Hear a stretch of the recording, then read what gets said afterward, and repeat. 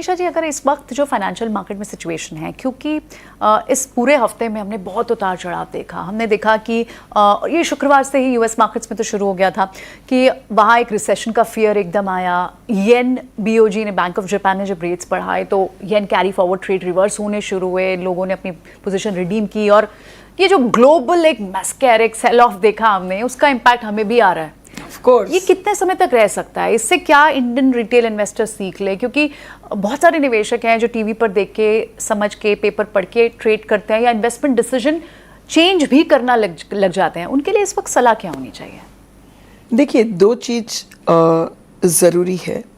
एक तो समझना कि इंडिया का आउटलुक क्या है, बट इंडिया का खाली आउटलुक मार्केट के लिए इनफ नहीं होता। सो इट मर्जेस, वो जो मार्केट आउटलुक है वो थोड़ा ग्लोबल आउटलुक से भी कनेक्टेड रहता है। और आपने जो बताया उस तरह से, उसी की वजह से थोड़ी हमारी नैया हलक डोलक हो गई अभी अभी। तो ऐसे समय पे जबकि मार्केट ने बहुत अच्छा रिटर्न दिया हुआ है, लास्ट 1-1.5 साल में बहुत ही अच्छा रिटर्न दिया है। और हमने ये भी देखा है कि एक मार्केट जहाँ पर एक आईपीओ निकालना बहुत डिफिकल्ट था, वहां पर promoters, private equity, MNC offer for sale करके जा रहे हैं और पैसा लेकर जा रहे हैं। तो ये थोड़ा आउट ऑफ द वे तो है।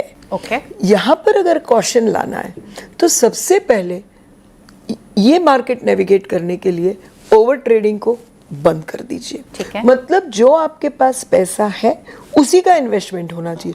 बोरो करके इन्वेस्ट मत करिए। या तो मैं प्रॉफिट ही कमाऊंगा, ये अजम्पशन करके अगर आप इन्वेस्ट या ट्रेड करोगे तो वॉलेटिलिटी में पैसा नहीं भर पाओगे, उसको बंद कर दो। ये मार्केट वन साइडेड 50% नहीं रहेगा यहाँ से। सेकेंड इंपॉर्टेंट थिंग जरूरी है कि जो पोर्टफोलियो कंस्ट्रक्शन है उसमें कहीं ना कहीं थोड़ा सा liquid quality, low beta portfolio को ज़्यादा इंपॉर्टेंस देने की ज़रूरत है। और जो रिटेल इन्वेस्टर्स ने बहुत अच्छा पैसा मेरे हिसाब से बनाया होगा अक्रॉस इन एसएमई स्टॉक्स और माइक्रो कैप, स्मॉल कैप, उसमें थोड़ा डिस्टिंक्शन लाने की ज़रूरत है कि अगर कमा कर बैठे हो तो थोड़ा क्वालिटी में शिफ्ट हो जाओ। Third but most important is, अगर रिटेल इन्वेस्टर पार्टिसिपेट किए हैं थ्रू सिप, तो कोई करेक्शन में डरना मत, करेक्शन में सिप बढ़ाना, क्योंकि इंडिया स्टोरी अभी तो इंटैक्ट है। हाँ, इंटैक्ट है। करेक्शंस आर मार्केट के लिए सबसे हेल्दी रहते हैं, तो उसको एम्ब्रेस करना चाहिए और वॉलेटिलिटी से डरे बिना सिप को कंटिन्यू करना चाहिए। ओके। जैसे आपने ये बात बोली ना, और एक्चुअली वेल्थ क्रिएशन इम्पैक्ट पिछले 3-4 सालों में बहुत अच्छे से दिखा भी है। पोस्ट कोविड बहुत सारे young investors, number of demat accounts बढ़े हैं, हम टियर 2, टियर 3 सिटीज़ में हमारे एक्सपोजर बढ़ा है, फाइनेंशियलाइजेशन ऑफ सेविंग्स हो रहा है, पैसा यानी दूसरे एसेट से अब इक्विटी मार्केट्स में आ रहा है। तो ये जो एक वेल्थ क्रिएशन इम्पैक्ट पिछले 3-4 सालों में देखा है ना, उसमें लोगों ने सिर्फ अच्छा समय ही देखा है। वो कभी इस चीज़ के लिए शायद प्रिपेयर, बहुत सारे यंग इन्वेस्टर्स या यंग ट्रेडर्स नहीं तैयार हुए होंगे कि मार्केट में साइकिल्स भी आती हैं और उन साइकिल्स को ट्रेड करना समझ आना चाहिए।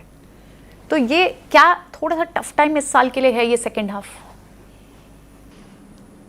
मैं कहूँगी कि ये मार्केट नेविगेट करना जो आज से 20 साल पहले नए इन्वेस्टर के लिए जितना टफ था, आज के नए इन्वेस्टर के लिए इतना टफ नहीं है, because of the media which is not even restricted only to TV channels, but you see the proliferation of social media and people just try and understand. And जो पार्टिसिपेंट कर रहा है, जो भी हम बोलते हैं कि millennial or the young Indian investors, Gen Z also, they read, they understand. Correct. So they have been keeping track. अगर आप कहीं पर भी ये इन्वेस्टर से कम्युनिकेट करोगे तो जरूरी नहीं है वो they don't understand the market language, because they've been listening, they've been reading.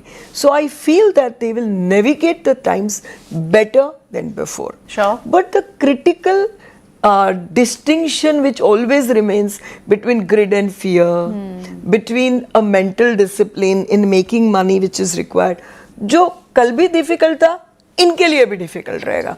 तो जो मेंटल डेवलपमेंट होना चाहिए वो सबको जाना पड़ता है इस साइकिल से, Sure. But they are better off investors stroke traders than before, thanks to people like you, the media, and all the different social media. Sure, in fact ये बात आपने बहुत वैलिड बोली, लेकिन इसके साथ एक आर्गुमेंट ये भी है कि क्योंकि सेबी की ही रिपोर्ट्स कहती हैं कि इंट्राडे ट्रेडर्स 71% लॉस ही करते हैं।